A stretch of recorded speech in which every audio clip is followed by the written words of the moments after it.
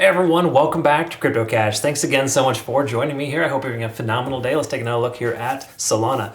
Solana's holding very well together compared to Bitcoin. If you take a look at Bitcoin right now, Bitcoin looks like it's on the edge of semi-disaster. Probably going to trend towards that 0.5, 0.382 fib level, maybe even fill that CME gap when Solana's like, no, thank you. We're still going to establish higher lows in light of all this. So again, pretty cool stuff in that regard. So it shows a lot of strength here.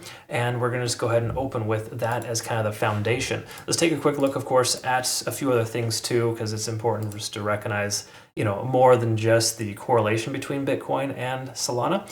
We do want to also note that there is pretty large amount of liquidation at about 164. We've known this for a little while. We talked about this yesterday, but it's grown a little bit, especially since Bitcoin started to pull back. There's more shorts entering on Solana. We can also recognize too that 150 to 155, that's the area that I'm really focused on trying to get into a long position with. That's the area I feel could get swept and more likely to see a bounce at that point. Okay. Again, we're getting a bounce already at 155 or 156-ish, but once more, if Bitcoin does pull back, you got to be ready for those next key fib levels to be swept. So we'll talk about that. Make sure you understand good DCA targets here today, and just be a better trader as a result of watching today's video, I hope. Again, it takes time to progress as a trader. You don't just do it overnight. I do have a trading at a university course with our premium group, so feel free to check that out. We do have a lot of new members, so I do ask that you read through our signals guide. It's really important. There's kind of some instructions on how to link your accounts to my automated trading bot, but more importantly, the good risk tolerance for specific scenarios, and I talk about that a lot too. Quick congrats to our community members too as well for some nice profits. We just opened a short with Near Protocol. We're looking at a short 20% profit for Bitcoin and 80% profit from a long from 60 to 65K. And we're basically shorting from 65K down to roughly 61 and some change, okay? Again, different situations altogether, but at this point here, we can see that we're doing fairly well with Solana holding this level. Okay, so this 0.236 fib level at 155, holding strong. Bitcoin does retrace. I would say it's pretty safe to presume that this 0.382 or 0.5 fib level will be tested. Between now and then, though, it's important to recognize that Solana is doing very well in its own regard, and a lot of times it can break free from Bitcoin. And if you look at its chart versus Bitcoin's chart, while it's not quite as obnoxious with this significant uptick, its retracement is less, and that's generally a good sign, okay? So also very, very important to recognize.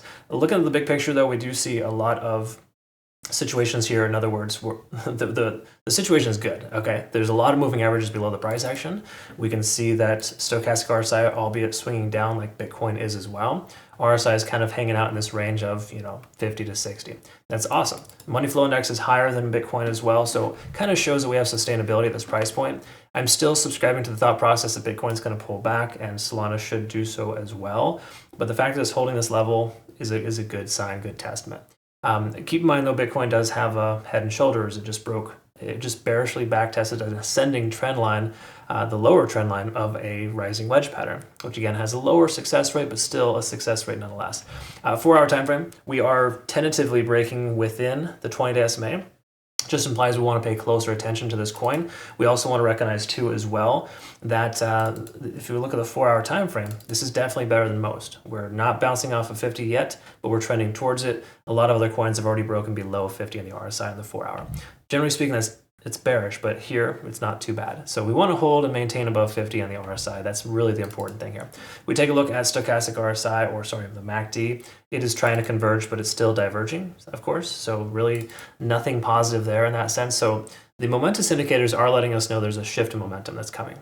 The traditional indicators are kind of letting us know we have a decent amount of support. That makes sense. If we take a look at the hourly, we can recognize too as well that we're testing just below the cloud here, okay? So generally speaking, you don't just take a short or, you instantly flip from bullish to bearish because you break below the cloud, okay? It's kind of a conservative indicator. But the lagging span being not free and clear just yet and the conversion line still being over the baseline tells me that we're not in a position to want to take a short yet with confidence. So I would not recommend taking a short with this coin at this moment. Solana does feel like it's still holding fairly well. Again, you compare this with Bitcoin, it's looking a lot better, but it's still subject to retracement, okay? So let's talk about the DCA targets that are important to recognize. These are the more recent fib levels here, again, based on this uptrend. Once more, larger fib levels might reflect something slightly different, but they're fairly similar. The 0.382 fib level actually matches this one here, because again, it's interesting how those can correlate. bottom line is 150 is probably the strongest amount of support we're going to find here. And then, of course, 146 as a rough estimate for that 0.5 fib level.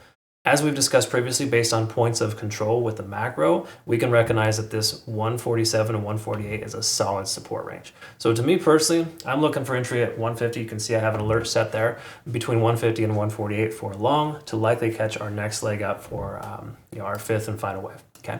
Again, there's different strategies, of course, here that you can apply, but me personally, with coins like this, I don't like shorting into them, even though there is definitely strong potential for the price to pull back based on what we see in the macro for Bitcoin. However, it's up to you on how you want to do it. I'd much rather take a long with more confidence based off of a key level support than taking a short into a support after just barely having lost it. Again, different stories there, but we haven't truly lost a support level yet, so we got to kind of expect it to hold until it doesn't. Once more, it's a unique situation always, and you got to keep kind of liquid and keep moving forward with your mindset there. Either way, thanks so much again for watching. Hope you can learn something today, and you did. Hopefully, if you did, comment below, like, subscribe, and follow. Join us over on Twitter, Telegram, Discord, YouTube, and now TikTok and YouTube Shorts. So really, really cool stuff.